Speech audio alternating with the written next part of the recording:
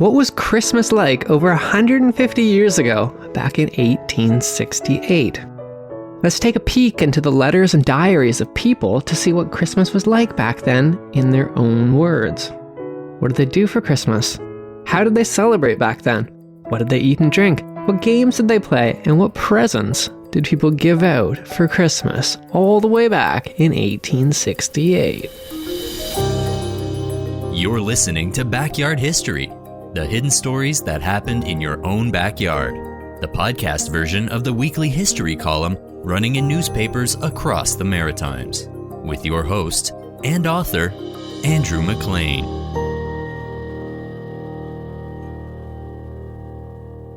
Today's my 24th birthday. Georgiana Perry began her diary entry that Christmas Day. For Georgiana, Christmas Day was the end of a long and hectic Christmas season. Christmas Eve had been a particularly busy day. She had driven her horse and sled to an event held for Fredericton's orphans. I drove to the exhibition to deliver shirts, dresses, and petticoats to all the children. She had ordered the clothing from England and was quite relieved when the box had arrived on the 19th, as she was growing concerned that it wouldn't make it in time for Christmas. Ships carrying goods and mail weren't necessarily as reliable in Little Fredericton where she lived, which is inland, as they were in the much bigger and richer port city of St. John. That afternoon at the exhibition, we saw the children all have tea. Afterwards, snapdragons and a Christmas tree. Christmas trees at the time were actually a relatively new innovation.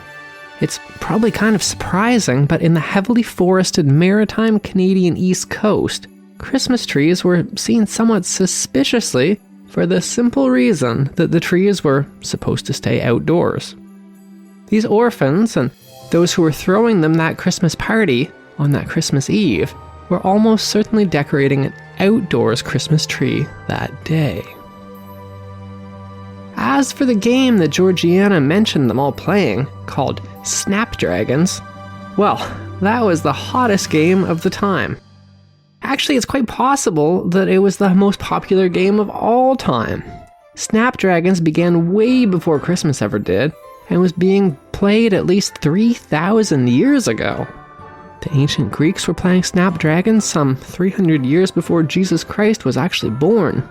Greek historian Herodotus wrote that Hercules himself had invented Snapdragons some 900 years before he was alive himself, which would date this game to some 1,300 years before Christ was born. So basically, Snapdragons is a very old game. And it had a lot of longevity because it was still super popular in 1868. So why don't we play Snapdragons anymore? Well, I'll just describe how this game is played, and then you can decide for yourself. So here are the rules. You take a plate or a shallow bowl, and you fill up the bottom of it with brandy or some other kind of hard liquor. And then you scatter a few raisins in the alcohol, and you turn off all the lights. And then you light the alcohol on fire. So now you're in this dark room with the low blue flame of burning alcohol as the only light in the room. The flickering blue flames are casting dancing shadows around the room. The dim way they illuminate the faces of the people sitting around the fire makes their expressions seem contorted and dramatic. And then you reach into the fire and snatch out the raisins with your bare fingers. The person who picks out the most raisins out of the flaming bowls wins. It's simple, it's easy to play, and it has a risk of setting your house on fire. That is the game of Snapdragons. Throughout the holiday season, in Georgiana Perry's diary, we see that she is complaining of a persistent toothache. We can probably diagnose the cause of this when she wrote things in her diary like, Mrs. Odell came to see me and brought some donuts. There's a big Christmas donut tradition in the Maritimes back then, which verged on obsession. The 1808 St. John Globe newspaper wrote, "The donut is the king of the feast, fat, juicy, and crisp, well cooked and wholesome. We are half ashamed of them, though a requisite of Christmas culture, we eat them in a furtive manner. Most old fellows carry donuts around in their pockets and eat them at all sorts of unreasonable hours. Some families make them by the barrel." Elizabeth Ann Odell was considered the best cook in Fredericton back in 1868, and she had brought some of her homemade Christmas donuts to Georgiana Perry's house days earlier. Elizabeth jotted down her famous donut recipe on the blank page of a book, which was recently discovered in an attic in Fredericton. She called it Elizabeth's Healthy Donuts. And her recipe was 1.5 cups of sugar, 1 of sweet milk, 2 eggs, 1 teaspoonful of butter, 1 teaspoonful cream of tartar, half a teaspoonful of soda. Add 3 3/4 cups flour until it is almost as stiff as pie crust. Cut into a U shape, twist the ends, and fry in hot lard. Possibly after a taste test, she added. Update: suggested additions: 1.5 teaspoons vanilla, a few grains of salt, ginger, sour cream, molasses, or nutmeg to taste. Last Christmas, me and my own family tried out this recipe, and I've gotta say, they turned out really well, with, of course, Elizabeth Odell's added suggestions. That Christmas Day, Georgiana Perry also wrote in her diary. After church, I visited Juliana Ewing, but found her in bed with a cold and feverish attack. Georgiana Perry and Juliana Horatio Ewing were great friends, with their diaries mentioning them hanging out together most days. The 27-year-old Juliana Horatio Ewing was a famous British author who was then living in Fredericton with her husband Alexander, who was an officer at the British garrison stationed there. Dedicated listeners might remember Juliana from the Backyard History episode called Getting Away with Murder. Listeners may recall she mentioned in passing how that Halloween, some children had stolen her cabbages while blindfolded. Dottie, they go around stealing cabbages to tell their fortunes by. It was a common Halloween activity because the cabbage was supposed to give you clues about who you would one day marry. It turns out it wasn't actually kids that stole her cabbages at all, though, but it was actually Georgiana who confessed as much in her diary in an entry from that Halloween, saying, I went up to the Ewings and I pulled the cabbages. Backyard History, solving century-old vegetable thefts since 2021. For the preceding week, Juliana had been bedridden with a bad flu. She wrote in a letter to her family back in England. The weather the last few days has been most unusual this year. We've had some very cold, bright weather since the mild days. The cold came suddenly, on a thaw that froze the melted snow as it poured from the roofs and made a fine display of icicles. I suppose some are 4, 5 feet in length. The cold made the sickness come on so suddenly, too. Many people have felt a good deal ill. I'm very sorry to say that being ill has prevented me from finishing my latest story. People come and ask after me in the kindest way, though. That Christmas morning, her husband Alexander, who she always called Rex for short, had brought Juliana breakfast in bed. Then, in a case of rather poor timing, he informed his sick wife that he was likely to be deployed somewhere else when they departed Fredericton. This meant it would be several more years before they would be able to return home to England. Juliana wrote a letter to her sister describing her reaction. Strangely enough, it was on Christmas Day when the news came. You know that I had a sort of wild hope of returning home to Ecclesfield. I couldn't hold out when Rexy came in to talk about it, and I broke down and had a regular good cry. I knew it was very selfish, for he prefers to be abroad, and I expected him to be quite vexed. But I couldn't keep it back. But oh, he was so kind. He sympathized and comforted me, and made me feel all right again. I have never loved him so much. It really is very good news, though, for we had some fears of being moved to Halifax. Fancy if we got moved to Halifax in that weather, away from all our friends, to a place we don't even like very well. Despite being sick, the night before, on Christmas Eve, Juliana had been active, preparing for Christmas. Except in her case, because she was a wealthy aristocrat and an independently wealthy author as well, being active meant instructing her servants to prepare for Christmas. I had fun sending Hetty shopping for our turkey and various last-minute odds and ends for our Christmasings. It was pretty interesting that she got a turkey for Christmas dinner. Traditionally, Maritimers always had duck for Christmas. But the fashionable and worldly Juliana was following the brand new fad of having a turkey for Christmas instead.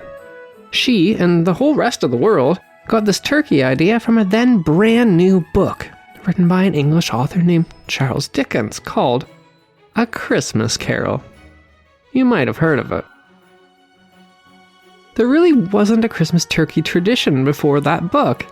A Christmas Carol literally changed what we eat on Christmas, even today. But why, you might ask, did Charles Dickens write a turkey dinner into his book when back then nobody really ate turkeys? Well, because he liked turkey. It was simple as that. I mean, this guy really liked turkeys. Charles Dickens actually had a whole personal turkey farm to grow his own turkeys to eat. He liked turkey so much that he replaced their traditional Christmas duck with turkey in his book, and as a result of this one man's eccentric and passionate taste in birds, you're probably going to eat a turkey on Christmas too. Oh, I almost forgot. On Christmas Eve, my Indian brother Peter Poultry came to give me a call. Her friend's name was actually Peter Polchis. But in what seems to be an inside joke that Juliana had going on with her sister Dot, she always spelled his last name wildly differently in each of her letters. Before she left England, people had warned Juliana to avoid Indigenous people. However, after moving to Fredericton, she discovered that the #1 must-have fashion item for ladies back in 1868 were knee-high beaded moccasins. Being the fashionable, high-class lady she was, Juliana was driven by her fashion sense to cross the river alone and go to Sistanik, otherwise known as the St. Mary's Reserve, looking to buy moccasins. There she met the 50-year-old master birch bark canoe builder named Peter Polchis. She didn't bring any money with her for the shopping excursion, but told Polchis she'd pay him back if he let her have some moccasins. The next day, a rather perturbed Peter Polchis showed up at her house, concerned that she'd ripped him off. She gave him his money, and she asked if she could buy a canoe from him, and he could teach her to paddle it, and they became close friends based on this somewhat unusual beginning. Peter Polchis taught her how to snowshoe that winter and canoe in the summers, and he also sold her the snowshoes and the canoes to do it. Hearing that she was ill that Christmas, the concerned Peter Polchis came to visit her to check on her. When Peter Poltries was here, Rex took the opportunity to buy me a pair of beadwork moccasins from him. Being too sick to get him a gift, I gave him money to go to the shops and buy a Christmas present, from me to him. He returned with the sheet music to Israel in Egypt, and had bought an American stethoscope for me. Peter Polchis was close enough friends with Juliana that he often teased her. For example, he thought that her insisting on going snowshoeing in her fashionable full-length dresses and corsets was kind of ridiculous.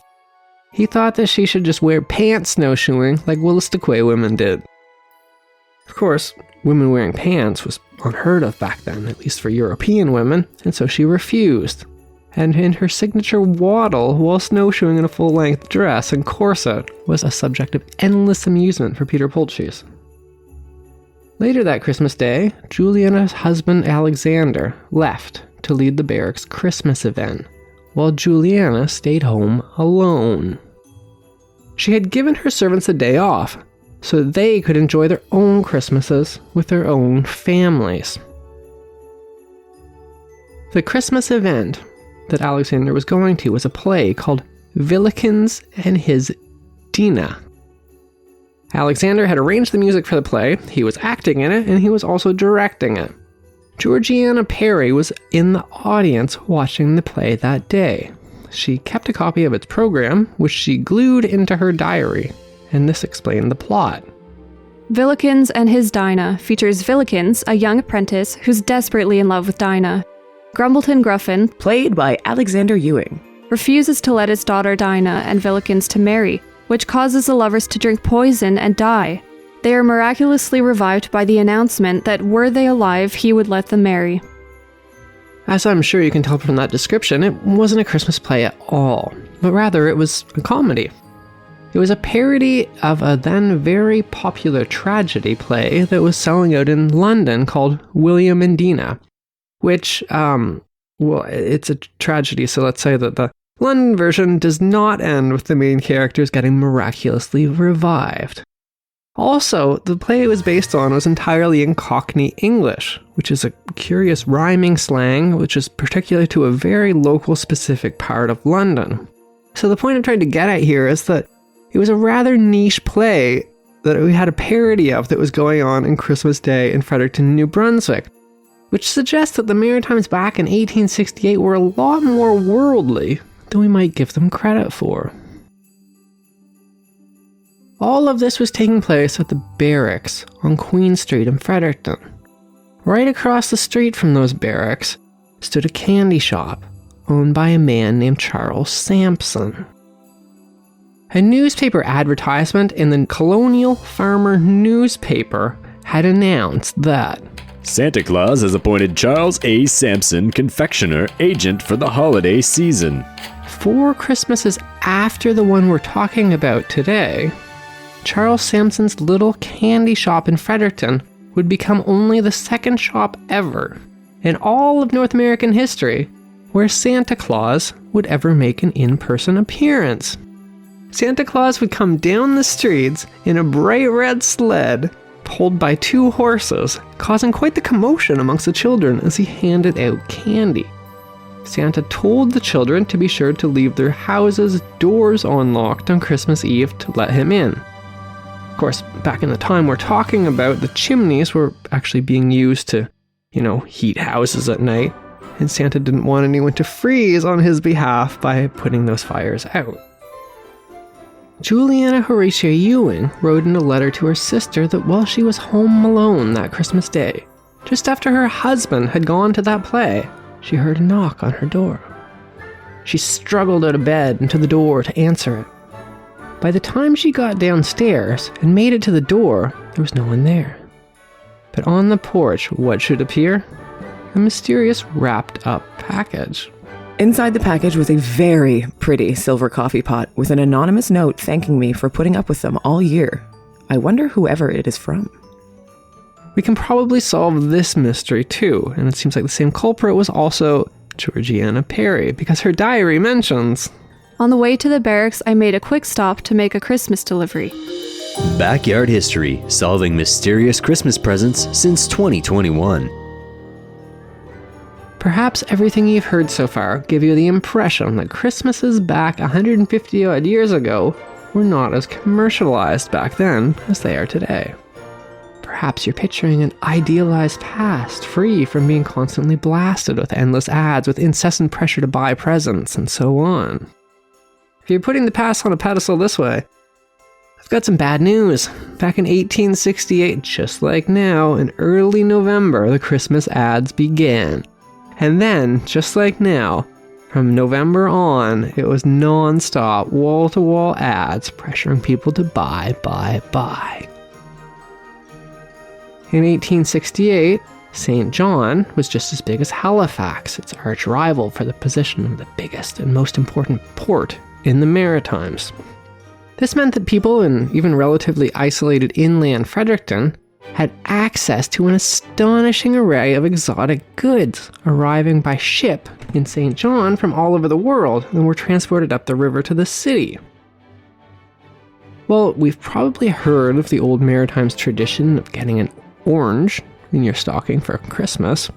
Oranges were pretty exotic back then, so they were being shipped all the way over from Portugal. But we probably think that is something a bit more modern. I mean, my own mother talks about getting oranges in her stocking for Christmas when she grew up on New Brunswick's North Shore back in the 1960s. However, we would be surprised to learn that in the modern and cosmopolitan big city of St. John, way back in 1868, not only were oranges available in the cold, dark, and often bleak Decembers, but an amazing variety of fresh fruits and vegetables from all over the world.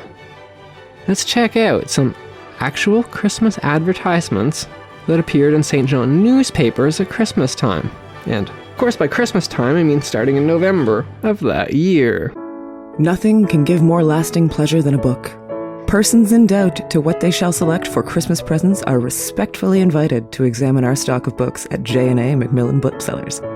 The great Christmas sale of silks and shawls at reduced prices enable persons of moderate incomes to purchase reliable goods within their means, and we cheerfully invite the public to come judge for themselves our reduced rates are genuine and not one of the tricks of the trade, unlike other shops.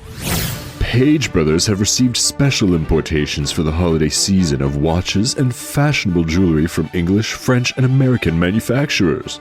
Silver, electroplated, and fine gold jewelry including bracelets, lockets, sleeve buttons, rings, studs, crosses. If you'd like to have the handsomest, lightest running, most noiseless, durable, and economical sewing machine ever invented, buy a Wheeler and a Wilson. The American Family Knitting Machine will knit anything in far better style and 100 times faster. A good operator can knit 15 to 20 pairs of socks a day. Simple, durable, and cheap. Just the thing for a Christmas present. Get yours at G&H Whiting's. Alcohol and rye whiskey just arrived from Portland. 65% overproof old rye whiskey. For sale by John O'Gorman at low prices for cash, approved payment, or on bond. Only 30 barrels left. A great variety of small articles suitable for decorating Christmas trees. Neat and inexpensive for sale by George Stewart Jr. at 24 King Street. Kennedy & Co. has just received Valencia oranges, Lever raisins, Leghorn citron, and Java coffee. Wines, fine old port and sherry, Scotch ginger wine, Irish whiskey, Jamaican rum, Holland gin, bottled ale and porter, champagne, etc. All for sale at the lowest rates by O'Gorman & Co. Family Bibles! Family Bibles! New and beautifully illustrated family Bibles at T.B. Hannington's Auction House. For sale, low Christmas prices at Morrison's. Canned oysters, peaches, tomatoes, strawberries, pineapples, fruit jellies, tomato cats. Manchester, Robertson, and Allison want to inform the public that they have imported a large selection of goods for the Christmas trade, which are now ready for inspection. The following list of items will be found worth by all those who are searching for Christmas presents. Lady silk scarves, white fur jackets, lunch baskets, gentlemen's scarves, and each set in a fancy box. It wasn't only constant wall-to-wall ads in St. John at Christmas, though.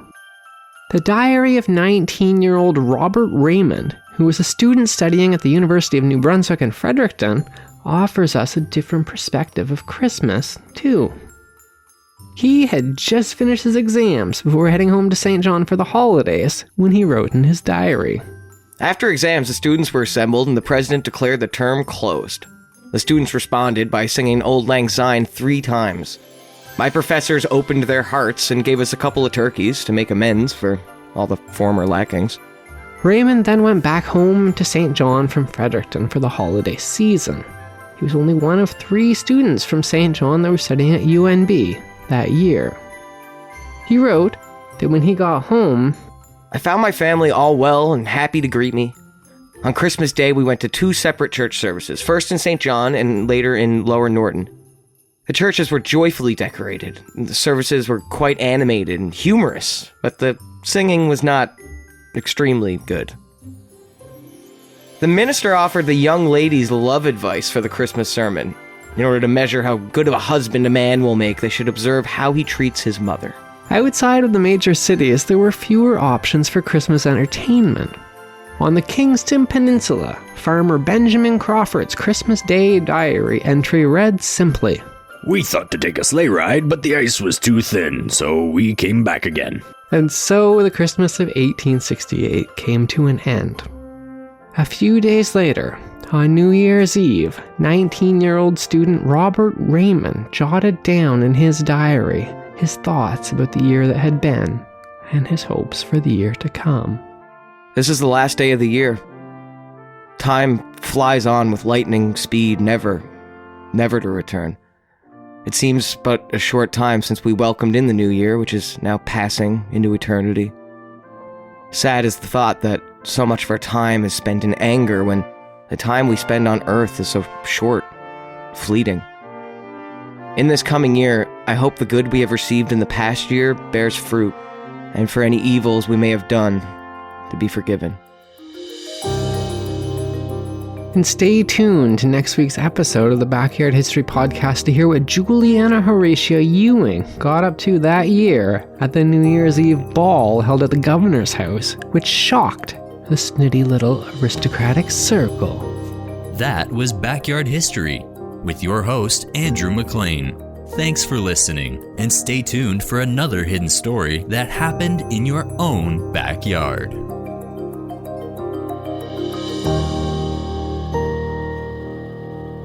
Produced by Jordan Lozier.